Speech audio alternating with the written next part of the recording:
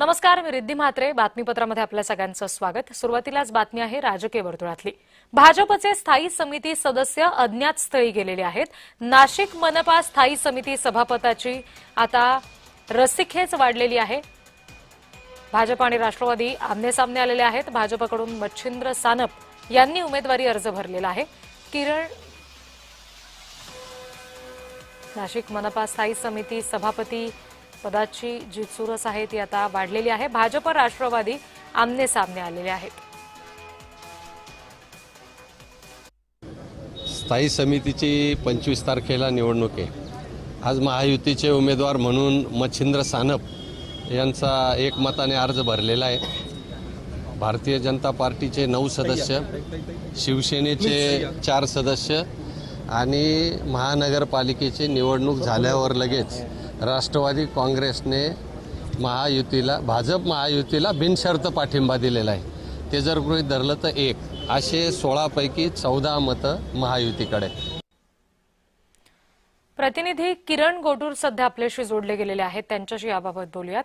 किरण, हे सगळे सदस्य नेमका आता सध्या कुठे आहेत याबाबतची काही माहिती समजू शकलेली आहे का? निवडणूक आता येऊन ठेपलेली आहे.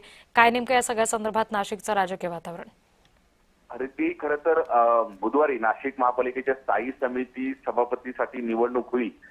भाजपाचा बहुमत आहे, भाजपाचा सभापती होईल अशा पद्धतीचा एक अंदाज असताना अचानक राष्ट्रवादीकडनं देखील उमेदवारी अर्ज दाखल करण्यात आलेला आहे. खरं तर अपक्ष उमेदवार मुकेश शहाणे यांनी अपक्ष निवडणूक लढवली. त्यानंतर ते राष्ट्रवादीच्या गटामध्ये सामील झाले आणि त्यानंतर त्यांना स्टँडिंग वरती सुद्धा राष्ट्रवादीने संधी दिली आणि त्यांनी ऐन वेळेस स्थायीसाठी उमेदवारी अर्ज दाखल केल्याने ही संपूर्ण जी निवडणूक आहे ती रंगतदार झालेली आहे आणि कुठलाही दगाफटका ऐन वेळेत होऊ नये म्हणून भाजपने विशेष खबरदारी घेतलेली आहे. आपले स्टँडिंगचे सर्व सदस्यांना अज्ञातस्थळी आज भाजपकडनं हलवण्यात आलेलं आहे आणि बुधवारी या सगळ्या संदर्भात निवडणूक होईल अशा पद्धतीचं नियोजन करण्यात आलेलं आहे. त्यामुळे उद्या आता राष्ट्रवादीकडनं अपक्ष उमेदवार जे आहेत मुकेश साने त्यांना उमेदवारी अर्ज मागे घेण्यासाठी हे सांगण्यात येतो का ही निवडणूक जे होईल भाजप विरुद्ध राष्ट्रवादी हे बघणं आता महत्वाचं असणार आहे.